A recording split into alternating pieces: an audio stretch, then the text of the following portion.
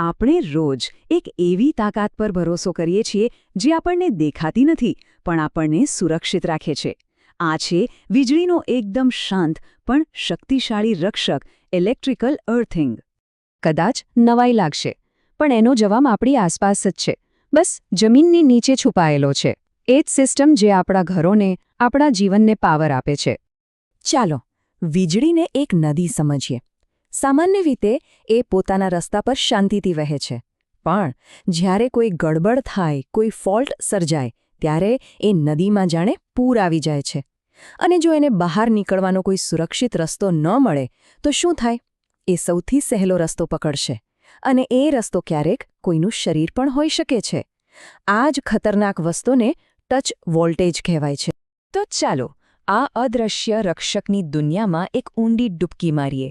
આપણે સમજીશું કે આમાં ખતરાઓ કયા છે, અર્થિંગ આપણને બચાવે છે કેવી રીતે, અને રોજબરોજના જીવનમાં એ કેવી રીતે કામ કરે છે. કોઈ પણ હીરોની વાર્તા જાણવી હોય તો પહેલાં વિલનને સમજવો પડે, ખરું ને? આપણા આ કિસ્સામાં વિલન એક અદૃશ્ય દુશ્મન છે જેનું નામ છે ઇલેક્ટ્રિકલ ફોલ્ટ. જરા વિચારો, કોઈ ભીના ઘાસ પર ઊભું છે અને ભૂલથી કોઈ એવી ધાતુની વાડને અડી લે છે જેમાં કરંટ આવી ગયો હોય. બસ એ વ્યક્તિ વીજળી માટે એક જીવતો જાગતો પુલ બની જાય છે. આ જ છે ટચ વોલ્ટેજનો ખરો ખતરો. તો સવાલ એ છે કે આ અદૃશ્ય દુશ્મનથી બચવું કઈ રીતે? જવાબ નવાઈની વાત છે, આપણી નીચે જ, જમીનમાં જ છુપાયેલો છે. વિચારો કે કોઈ ભીડવાળા થિયેટરમાં અચાનક આગ લાગે. લોકો શું કરશે? સૌથી પહેલાં નજીકનો ઇમરજન્સી એક્ઝિટ શોધશે. બસ અર્થિંગ વીજળી માટે બરાબર આ જ કામ કરે છે. એ છે વીજળીનો ઇમરજન્સી એક્ઝિટ. અહીં એન્જિનિયર્સ સામે એક મોટો સવાલ આવે છે. શું પાવર ચાલુ રાખવો વધુ જરૂરી છે, ભલેને એમાં થોડું જોખમ હોય, કે પછી સુરક્ષાને પહેલી પ્રાથમિકતા આપવી, ભલેને એના માટે પાવર કાપવો પડે? અર્થિંગ સિસ્ટમ હંમેશા સલામતીનો રસ્તો પસંદ કરે છે. સારું, તો વીજળી માટે આ ઇમરજન્સી એક્ઝિટ બનાવીશું કેવી રીતે? અને હા, એ ફક્ત જમીનમાં એક તાર દાટી દેવા જેટલું સહેલું નથી, એનાથી ઘણું વધારે છે. આ અર્થ ઇલેક્ટ્રોડ છે ને, એ એક એન્કર જેવું કામ કરે છે. એ આખી ઇલેક્ટ્રિકલ સિસ્ટમને પૃથ્વી સાથે મજબૂતીથી જોડી રાખે છે, જેથી એ સ્થિર અને સુરક્ષિત રહે.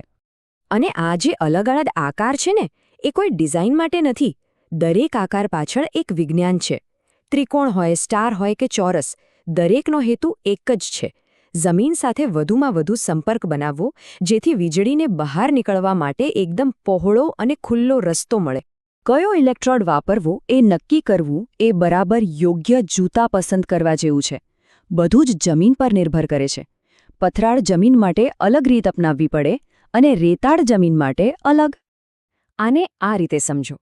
લાંબો ઇલેક્ટ્રોડ એટલે ઝાડના ઊંડા મૂળ જેવો. એ જેટલું ઊંડો જાય એટલો જ એ જમીનના વધુ સ્થિર અને વધુ સુવાહક ભાગ સુધી પહોંચે છે. અને આનાથી વીજળી માટે એકદમ પાક્કો અને સુરક્ષિત રસ્તો બની જાય છે. તો આપણે ઇલેક્ટ્રોડની વાત તો કરી લીધી, જે ખૂબ જ જરૂરી છે, પણ એ તો વાર્તાનો માત્ર એક ભાગ છે. બીજો અને એટલો જ મહત્વનો ભાગ એ છે ખુદ જમીન. જો બધી જમીન એક સરખી નથી હોતી. અમુક જમીન, જેમ કે ભીની માટી, એ વીજળી માટે જાણે કોઈ સુપર હાઈવે હોય, તો બીજી બાજુ ગ્રેનાઇટ જેવી જમીન એક મોટા સ્પીડ બ્રેકર જેવી છે. એક સારી અર્થિંગ સિસ્ટમ બનાવવા માટે આ ફરક સમજવો ખૂબ જ જરૂરી છે. પણ વિચારો, જો જમીન જામી જાય તો? શિયાળામાં અચાનક પેલો સુપર હાઈવે બરફવાળો રસ્તો બની જાય, એકદમ લપસણો અને ખતરનાક. એટલા માટે જ ઇલેક્ટ્રોડ્સને હંમેશા ફ્રોસ્ટ લાઇન, એટલે કે જ્યાં બરફ જામતો હોય એનાથી નીચે દાટવામાં આવે છે, જેથી આ સુરક્ષા સિસ્ટમ 12 માસ 24 કલાક કામ કરતી રહે. ચાલો હવે આ બધા મુદ્દાઓને જોડીએ અને જોઈએ કે આ આખું અદૃશ્ય નેટવર્ક આપણા રોજિંદા જીવનમાં આપણને કેવી રીતે સુરક્ષિત રાખે છે. તો આ અદૃશ્ય નેટવર્ક છે ક્યાં? સાચું કહું તો બધે જ છે. હોસ્પિટલમાં જીવન બચાવતા મશીનોથી લઈને આપણા ઘરમાં ફોન ચાર્જ કરવાના સોકેટ સુધી. આ એક એવો શાંત રક્ષક છે જેના પર આપણું ધ્યાન પણ નથી જતું. અરે હા, પ્લગમાં જે ત્રીજી પિન હોય છે ને, એ પણ આ જ સિસ્ટમનો એક નાનકડો પણ મહત્વનો ભાગ છે. આ બધાનો અંતિમ ધ્યેય શું છે? એક ઇક્વિપોટેન્શિયલ ઝોન બનાવવાનો.